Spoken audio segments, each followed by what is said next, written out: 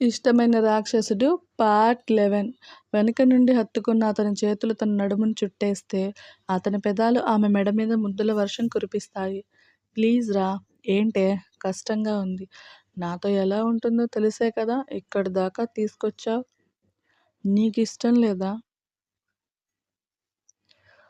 ఇష్టం లేకుండా నిన్ను ముట్టుకుంటానా?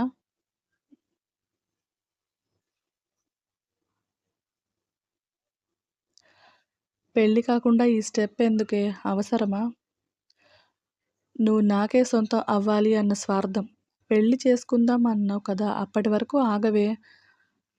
ఈరోజు లైఫ్ లాంగ్ గుర్తుండిపోవాలి నాకు. అందుకే మనసులు కలిసిన శరీరాలు కూడా కలవాలి అనుకుంటున్నాను. కానీ నిన్నిలా పెళ్లి అనే బంధం లేకుండా ముట్టుకోవాలంటే ఏదో తెలియని భయంగా ఉందే. అయితే తాళి కట్టేయ్. ఏయ్! నిజంగా చెప్తున్నాను. తాళి కట్టి పాపిట్లో బొట్టు పెట్టు. కాలికి మెట్టెలు కూడా పెట్టేయ్. సమయం సందర్భం ఉండదే నీకు? నాకు నువ్వు కావాలి కృష్ణ. ఎందుకో తెలియదు. నాకంటూ ఉంది ఒకళ్ళే. రెండోది నువ్వే. నీ కోసం ఇంత పిచ్చిదాన్ని అవుతాను అని కల్లో కూడా అనుకోలేదు. ఆమె గొంతులో బాధతో కూడిన ప్రేమ తనని కదిలిస్తుంటే, సరే నీకెలా కావాలంటే అలానే చేద్దాం. ఏడవకు అని కన్నీళ్లు తుడుస్తాడు. నీ దగ్గర ఇంత వీక్ అయిపోతాను అని అస్సలు అనుకోలేదు కృష్ణ. ఎక్కువ ప్రేముంటే ఇలాంటి వీక్‌నెస్‌లే వస్తాయి అని నవ్వుతాడు కృష్ణ. చిరుకోపంగా అతని వంక చూసిన ఆమె పాల గ్లాస్ అందిస్తుంది. శోభనం ఎఫెక్ట్ కోసమా? అని నవ్వుతాడు. అలాంటిదే అని పాల గ్లాస్ కృష్ణ పెదవుల దగ్గర ఉంచుతుంది ఆమె. నాకు పాలు కాదు స్ట్రాబెర్రీస్ కావాలి. ఇప్పుడు వాటి కోసం ఎక్కడికి వెళ్ళాలి అని బిక్కమొహం వేస్తుంది. నీ పెదాలున్నాయి కదే ఎక్కడికో పోతాను అంటావేంటి అని ఆమె పెదాలు అందుకున్నాడు. ముద్దుతో అతనికి పూర్తి సహకారం అందిస్తున్న ఆమె నడుము చుట్టూ చేతులు బిగించి గట్టిగా నొక్కేస్తాడు. నొప్పికి అని మూలిగిన ఆమె పెదవి కొరికి ఇంకొంచెం మూలిగేలా చేసి ముద్దులోనే బెడ్ మీదకి వాలిపోతాడు. ఆమె పైట జార్చిన అతను గుండెల మీద కనిపిస్తున్న అతని పేరుని ప్రేమగా ముద్దాడి పక్కనే ఘాట్లు పడేలా కొరికేస్తాడు. ఆ అని ఆమె అరిచిన అరుపుకి తెప్పరిల్లి లేచి కూర్చుంటాడు కృష్ణ. నిజమనుకున్నారు కదా! కాదు. డ్రీమ్. చుట్టూ చూసిన అతనికి తన గదిలో ఉండడం తెలిసి ఇప్పటివరకు కలలో తను అనుభవించిన ఫీలింగ్స్‌కి ఏం పేరు పెట్టాలో అర్థం కాక తల పట్టుకుంటాడు. ఎవరు నువ్వు? నన్నెందుకు ఇంతలా డిస్టర్బ్ చేస్తున్నావు? నీతో నేను శారీరక రకంగా కలిసానా? తర్వాత పెళ్లి చేసుకున్నానా? లేక ఇదంతా నా భ్రమ అని తనలో తానే ప్రశ్నించుకుంటున్న అతనికి చివరిగా ఆమె గుండెల మీద టాటూ కళ్ళల్లో మెదులుతుంది. ఆ టాటూ ఎక్కడో చూశాను. ఎక్కడా అని గుర్తు తెచ్చుకోవాలని చూసినా అతనికి తలనొప్పి స్టార్ట్ అవ్వడంతో మహి అని అరుస్తాడు. అతని అరుపుకి కిచెన్‌లో ఉన్న మహి, బెడ్‌రూమ్‌లో ఉన్న వైభవ్ పరిగెడితే కృష్ణ తల పట్టుకొని కనిపించగానే ఫాస్ట్‌గా రియాక్ట్ అవుతూ ముందు అతని వీన్స్‌కి ఇంజెక్షన్ చేస్తాడు వైభవ్. మెల్లిమెల్లిగా కళ్ళు మూసుకున్న అతను మత్తులోకి జారుకుండే అతని చెయ్యి పట్టుకొని మహి కన్నీళ్లు పెట్టుకుంటుంది. ఇన్ని డేస్ బావున్నాడు కదా వైభవ్! సడెన్‌గా ఏమైంది? మళ్ళీ ఏదో గుర్తొచ్చింది మహి. అందుకే స్ట్రెస్ ఫీల్ అయ్యాడు. ఇప్పుడు నార్మల్ అవుతాడు. ప్లీజ్ ఏడవకు. ఈ టైంలో నీకు మంచిది కాదు. సరే అని కన్నీళ్లు తుడుచుకున్న మహి కృష్ణ మీద బ్లాంకెట్ సరిచేసి బయటకు వచ్చేస్తుంది. ఈవినింగ్ మెలకువ వచ్చిన కృష్ణ రూమ్ నుండి బయటకు వచ్చేసరికి హాల్‌లో ఉంటారు వైభవ్, మహి. ఆమె పక్కన కూర్చుంటూ సారీరా అని అపాలజీగా చెప్తాడు కృష్ణ. దేనికి కృష్ణ? బాగా భయపెట్టేశాను కదా! భయం కాదు కృష్ణ, బాధ. ఎన్ని రోజులు నువ్విలా సఫర్ అవుతావో అర్థం కావడం లేదు. సాల్వ్ అవుతుందిలే మహి. నువ్వింకేం ఆలోచించకు. నీ హెల్త్‌కి అంత మంచిది కాదు. అవును మ్యాంగోస్ తినాలని ఉంది అన్నావు కదా! పద వెళ్లి తెచ్చుకుందాం. వైభవ్ కూడా వాళ్ళతో వస్తుంటే ఆపేసి మేము వెళ్తాం లేరా నువ్వు రెస్ట్ తీసుకో అని కార్ కీస్ అందుకుంటాడు కృష్ణ. డ్రైవింగ్ చేస్తున్న కృష్ణ ఒక ప్లేస్‌లో కార్ ఆపి మహి నీతో ఒక విషయం మాట్లాడాలి అని మెల్లిగా అంటాడు. దేని గురించి కృష్ణ? మార్నింగ్ నాకు వచ్చిన ప్రాబ్లమ్ గురించి. ఇంకా నీకు పెయిన్‌గా ఉందా అని కంగారుగా అడుగుతుంది మహి. లేదు నేను బానే ఉన్నాను. కానీ నా లైఫ్‌లో ఎవరో ఒక అమ్మాయి ఉంది. ఎంతలా అంటే పెళ్లి కాకుండానే ఆమెను తాకానేమో అనిపిస్తుంది. అతని మాటలకి మహి షాక్ అవుతుంది. ఏం మాట్లాడుతున్నావు కృష్ణ? నువ్వు ఆడవాళ్ళ విషయంలో ఎప్పుడు నీ లిమిట్స్‌లోనే ఉంటావు. అది నాకు బాగా తెలుసు.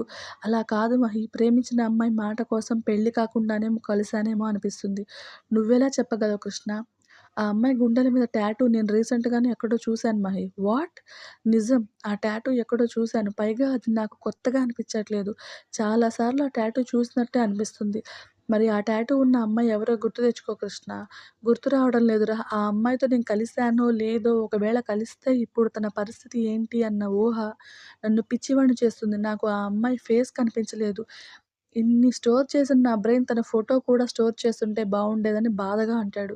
కృష్ణ, అవును మహి, నేనేదో తప్పు చేశానన్న బాధ నన్ను కుదురుగా ఉండనివ్వడం లేదు. ఆ అమ్మాయి అడిగితేనే అలాంటి స్టెప్ వేశాను అన్నావు కదా! నువ్వంటే అంత పిచ్చి ఉంది కాబట్టే నిన్ను మిస్ చేసుకోలేకపోయింది. అందుకే నీ కోసం ఎదురు చూస్తుందేమో. ఏమో మహి, నన్ను ప్రాణం కన్నా ఎక్కువగా ప్రేమించింది అని తెలుస్తున్నా తనెవరో నాకు గుర్తు రావడం లేదు. అదే ఎందుకో అర్థం కావడం లేదు. నువ్వు స్ట్రెస్ తీసుకోకు. రేపు హాస్పిటల్‌కి వెళ్దాం. డాక్టర్‌తో మాట్లాడి ఏదైనా సొల్యూషన్ తుందేమో ట్రై చేద్దాం. వైభవ్‌కి ఈ విషయం చెప్పకురా, వాడింకా భయపడతాడు. ఐ నో కృష్ణ, నీ విషయంలో తను చాలా వీక్ అని నాకు తెలుసు అని అంటున్న మహికి ఏదో గుర్తు రావడంతో, హే కృష్ణ, లాస్ట్ టైమ్ నీకిలానే ఒక అమ్మాయి వాయిస్ కలలో వినిపించిందని చెప్పావు కదా! అవును. నీకు యాక్సిడెంట్ జరగక ముందు ఇండియా వస్తున్నామని చెప్పాను. అప్పుడు మా కోసం సర్ప్రైజ్ ఉంది అన్నావు. ఒకవేళ ఆ సర్ప్రైజ్ నీ ప్రేమ, పెళ్లి మ్యాటర్స్ మాతో చెప్పాలనుకున్నావేమో?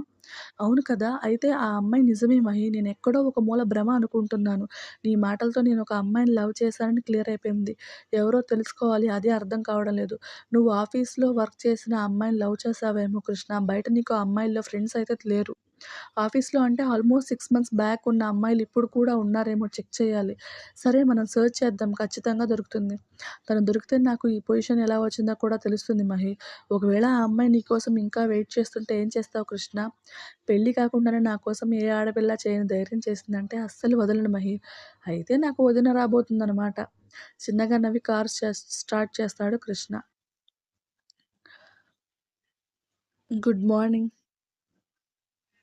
మార్నింగ్ పని పూర్తయిందా? ఈరోజు డైరెక్ట్ అటాక్ ఇవ్వాలి. రీమా ఇంట్లోనే కదా! అవును. సరే, నేను ప్లాన్ చేస్తాను. నువ్వు దాన్ని ఈసారి 2 రోజులు లేవకుండా చెయి.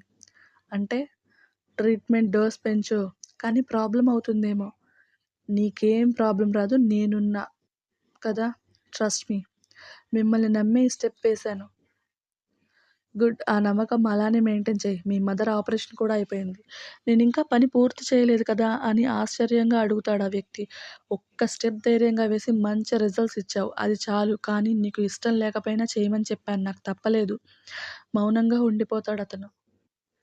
ఫీల్ అవుతున్నావా? ఆడపిల్ల మ్యాటర్ కదా మేడం. నిజం తెలిసిన రోజు నువ్విలా మాట్లాడవులే. ఈరోజు నైట్‌కి ఫుల్‌గా ప్రిపేర్ అవ్వు. అలాగే అని అతను అక్కడి నుండి వెళ్ళిపోతాడు. రీమా ఫోటోకి యారో దించిన ఆ వ్యక్తి సెకండ్ నైట్ ఇంకొంచెం క్రూయల్‌గా ఉంటుంది స్వీట్ హార్ట్ అని కసిగా నవ్వుకుంటున్న ఆ వ్యక్తి దగ్గరికి ఇంకొక పర్సన్ వస్తారు. మీరు చేస్తుంది కరెక్ట్ అంటారా? తప్పు అంటావా? లేదు, వాళ్ళకి విషయం తెలిస్తే సిట్యుయేషన్ ఎలా ఉంటుందో అని భయంగా ఉంది. ఒకసారి ఏమరపాటుగా ఉంటే తప్పు చేశాను. ఈసారి అస్సలు తప్పు చేయను. You don't worry. సరే, మీకోసం జ్యూస్ తెచ్చాను, తాగండి. గ్లాస్ అందుకొని తాగుతున్న ఆ వ్యక్తి ఏదో ఆలోచనలో ఉండిపోతారు. ఎవరో ఈ ఇద్దరు వ్యక్తులు గెస్ చేయండి. అక్కడ ముగ్గురు వ్యక్తులు అన్నోన్ ఉన్నారు. ఒకళ్ళు రీమాని రేప్ చేసిన వాళ్ళు గదా! ఇంకొకళ్ళు గెస్ చేయండి. ఓకే. ఈవినింగ్ ఎర్లీగా రూమ్‌కి వచ్చిన యువ వంశీ కోసం చూస్తాడు. కాఫీ కప్‌తో వచ్చిన ఆమెను ఒళ్ళోకి లాక్కొని మొహం పరీక్షగా చూసి ఏడ్చావా అని అడుగుతాడు. అదేం లేదు, కళ్ళలో ఏదో పడింది, అందుకే అలా ఉన్నాయి అని నవ్వుతూ చెప్తుంది. కప్ అందుకొని కాఫీ సిప్ చేస్తున్న యువకి వంశీ ప్లేస్‌లో డల్‌నెస్ కనిపించి విషయం ఏదో ఉందని అర్థమై ఫినిష్ చేసిన కప్ పక్కన పెట్టి ఫ్రెష్ అవ్వడానికి వెళ్తాడు. నైట్ డిన్నర్ చేశాక అతని కౌగిల్లో చేరిన ఆమె మౌనంగా ఉంటే యువ ఏదో ఆలోచనలో ఉంటాడు. యువ, హ్మ్. నాకు బర్త్‌డే గిఫ్ట్‌గా ఇంకొకటి కావాలి. ఏంటది? నువ్వే. ఏంటి? నువ్వు నేను కలిసిపోవాలి. షాకింగ్‌గా వంశీ వంక చూస్తాడు యువ. ప్లీజ్ యువ, ఏం జరిగిందో అని ఆలోచిస్తున్న యువకి ఆమె మాటలు కాస్త అనుమానం పుట్టించడంతో వంశీని వదిలి లేచి కూర్చుంటాడు. అతని పక్కన కూర్చున్న వంశీ ఏమైంది అంటుంది. కలుద్దాంలే కానీ ముందు ఏం జరిగిందో చెప్పు. ఏం జరగడం ఏంటి?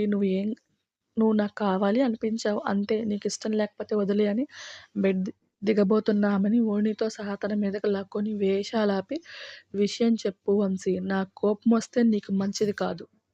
స్టోరీ నచ్చితే లైక్ చేసి, షేర్ చేసి, కామెంట్ చేయండి. ప్లీజ్ సబ్స్క్రైబ్ చేసుకోండి. Thank you.